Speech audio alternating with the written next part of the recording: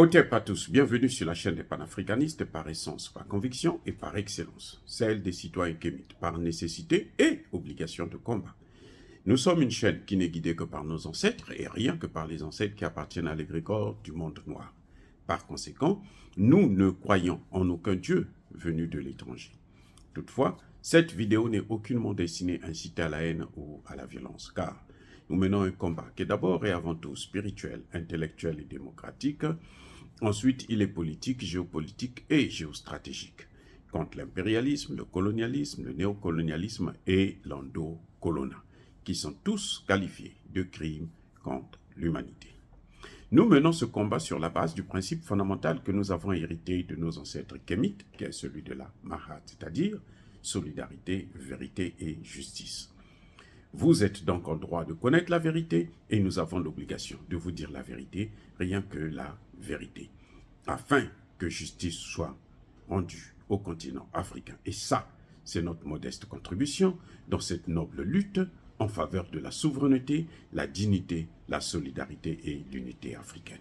C'est exactement ça que nous appelons le panafricanisme. Bien-aimés frères et sœurs, le Niger a libéré le fils de Bazoum. Le gouvernement a libéré la femme de Bazoum. Nous avons applaudi, nous avons acclamé, nous avons compris.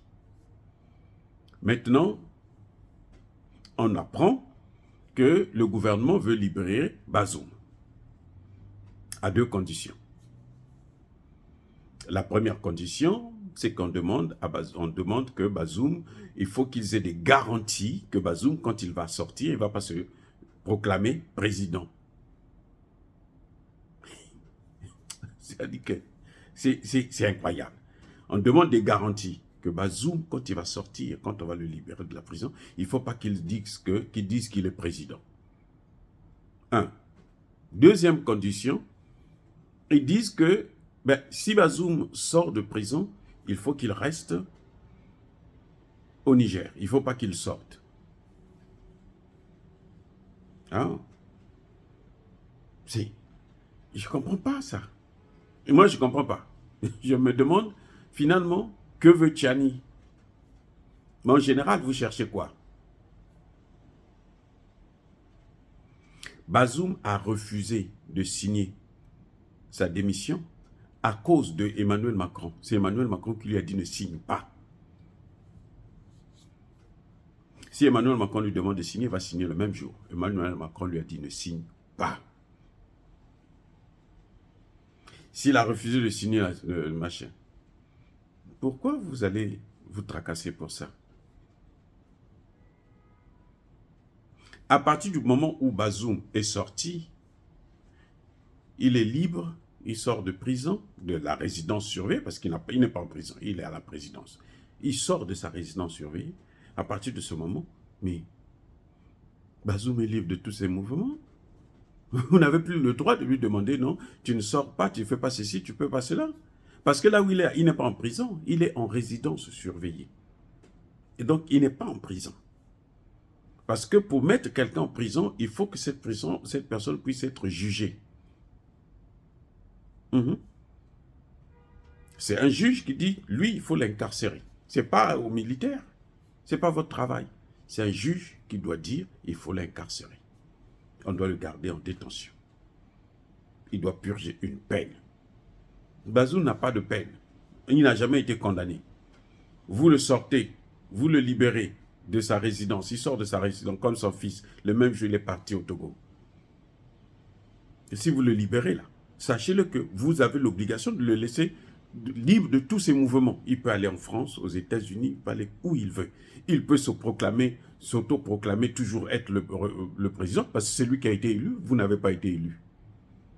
Si vous le libérez là, il faut le laisser. Laissez-le tranquille. Mais il ne faut pas nous distraire. C'est ça que moi je trouve anormal. Il ne faut pas nous distraire. Vous avez dit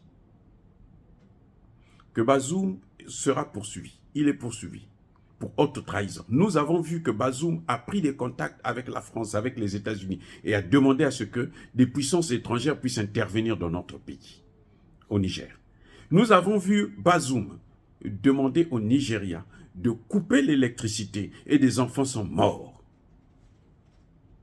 à cause des sanctions diligentées par Bazoum.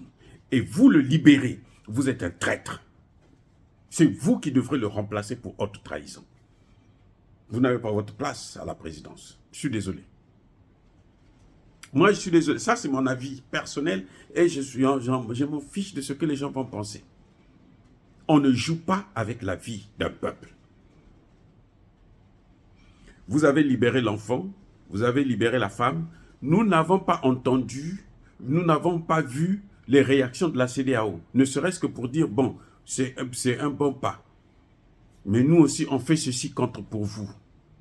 On va lever quelques sanctions, on va assouplir les sanctions. Eux, ce qu'ils veulent, ce n'est pas la femme, ce n'est pas les enfants, c'est le père. C'est Bazoum, la communauté internationale, dite internationale ou autoproclamée internationale, ce qu'elle veut. C'est Bazoum, ce n'est pas quelqu'un d'autre.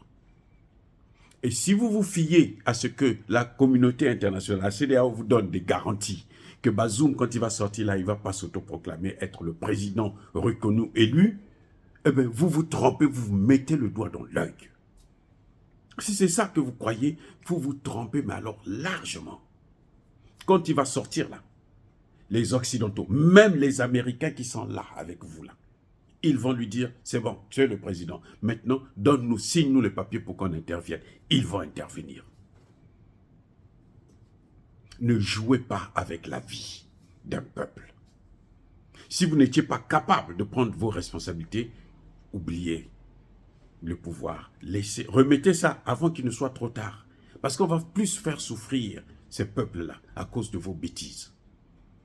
Vous avez intérêt à juger Bazoum avant de le libérer. Vous avez l'obligation. Vous avez dit qu'il a haute trahison. Et nous savons qu'il y a eu haute trahison.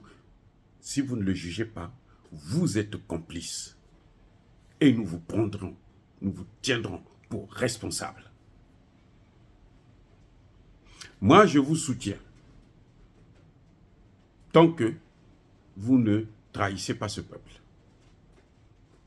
Si vous le trahissez, mon soutien, il ne faut pas s'attendre à ça. Le même jour, là, je veux dire, oubliez-le. Ça, il n'y a rien à faire. Si vous croyez que la communauté internationale, les Américains, les Français, les machins, là, vous disent la vérité sur cette situation-là, ils sont gentils avec vous. C'est que vous ne comprenez pas la politique. Alors, laissez la politique aux politiciens. Eh oui. Un ministre des Affaires étrangères américain, le secrétaire d'État américain, Colin Powell, il est venu à la tribune des Nations Unies, au Conseil de sécurité de l'ONU. Il a montré une poudre blanche en disant que non, ça, ce sont les armes nucléaires, des mass destruction que l'Irak est en train de fabriquer. Tout le monde a cru. C'était faux sur toute la ligne. Voilà la seconde guerre en Irak. Basée sur quoi? Sur le faux. Devant toute la communauté, tout le monde entier. Au point où quand Bush prend un deuxième mandat, Colin Powell lui-même dit « je ne peux plus continuer » parce qu'il avait honte. La honte, c'est ça qui l'a même tué. La honte, parce qu'il avait menti, c'était trop fort. La première guerre mondiale, plutôt guerre en Irak, avec Bill Clinton, ils ont pris une jeune fille, la fille de l'ambassadeur de l'Irak aux États-Unis.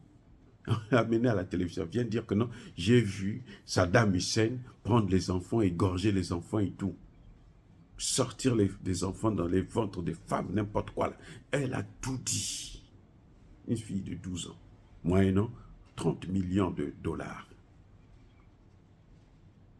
C'était le mensonge. Ils sont allés détruire l'Irak. La Libye, Kadhafi. Le Conseil de sécurité avait dit protéger la ville de Benghazi.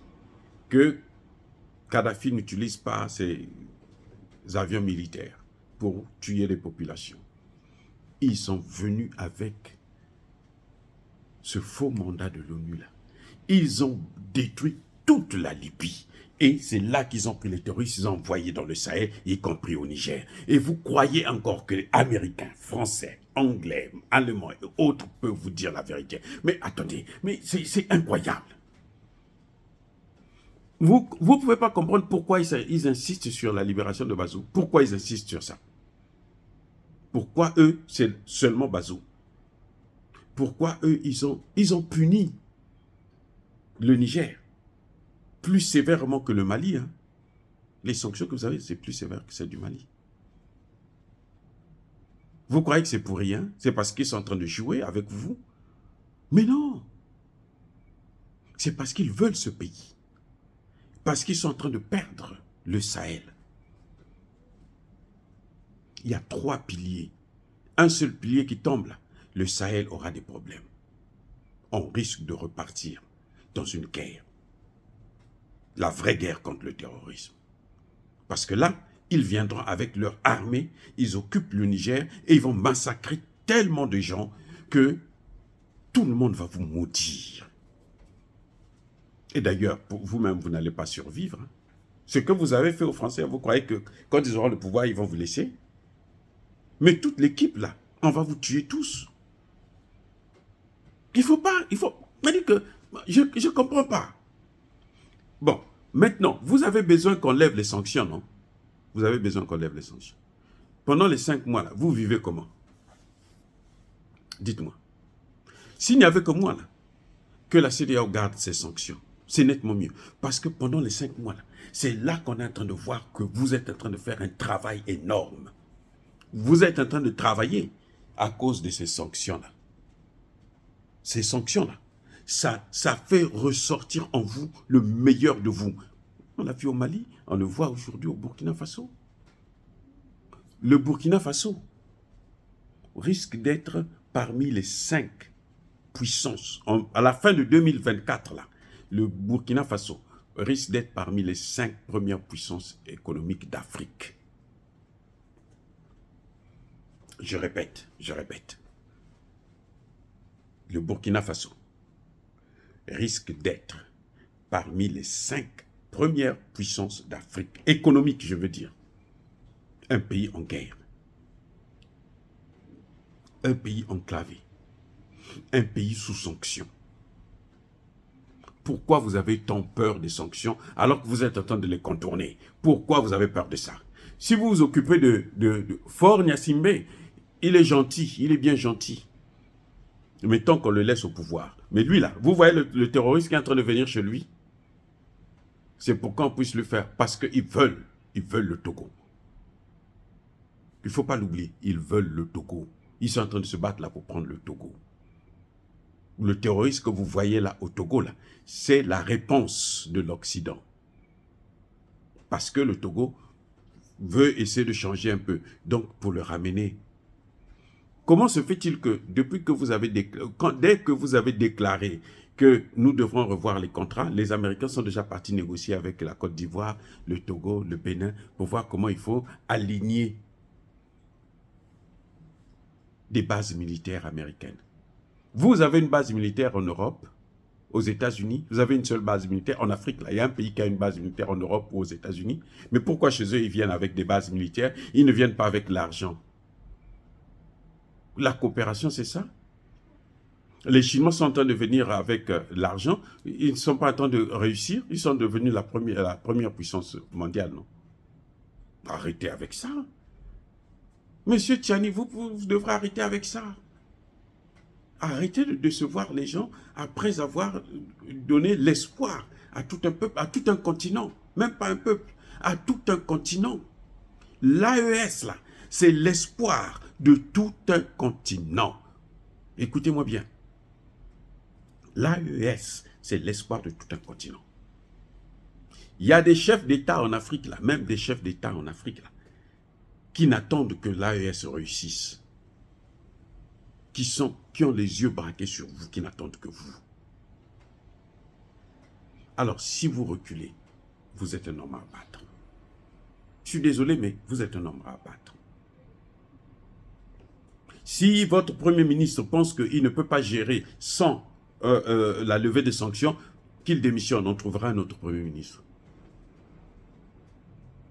Un vrai Premier ministre, c'est celui qui vient pour régler les problèmes, pas pour fuir les problèmes. Un vrai président, c'est celui qui vient pour régler les problèmes, pas pour les fuir. Nous savons, nous sommes conscients que les sanctions sont dures. Nous le savons. La population le sait. C'est pour ça que vous voyez, il y a le calme. Si la population n'était pas consciente, vous n'allez pas faire ce cinéma-là. La population est consciente. Vous avez vu, non? Le 10 décembre dernier, quand ils ont maintenu les sanctions, le lendemain, la population est sortie pour dire « Nous, on est avec vous ». Et si vous trahissez ces gens, en général, si vous trahissez ces gens, ce qui vous arrivera, toute votre vie, vous n'allez jamais l'oublier. Et vous n'allez jamais vous en sortir. Et même votre famille sera maudite de génération en génération. On ne joue pas comme ça. S'il n'y avait que moi, je préfère que la CEDEAO maintienne les sanctions. Pourquoi vous voulez absolument qu'on lève les sanctions alors que vous êtes en train de gérer très bien sans, plutôt avec ces sanctions? Pourquoi vous voulez qu'on les lève? Mais gardez les sanctions, au moins on vous libère, on vous laisse tranquille. Vous avez votre Bazoum, mais jugez-le. Ou à la rigueur, attendez qu'il y ait la réunion, comment on appelle ça, le forum national. Quand il y aura, les gens vont, les représentants de toutes les communautés et de toutes les villes et villages vont venir à Niamey pour venir parler avec ensemble, discuter, ils vont donner des directives, ils vont poser le problème du sort de Bazoum. C'est à eux, c'est pas à vous. C'est à eux de décider ce qui doit se passer. S'il faut garder Bazoum, s'il faut le mettre en prison, s'il faut le juger ou pas, c'est à eux. Laissez-les prendre la décision. Ne prenez pas la décision à leur place sous prétexte que vous êtes le président. Non, laissez-les prendre la décision.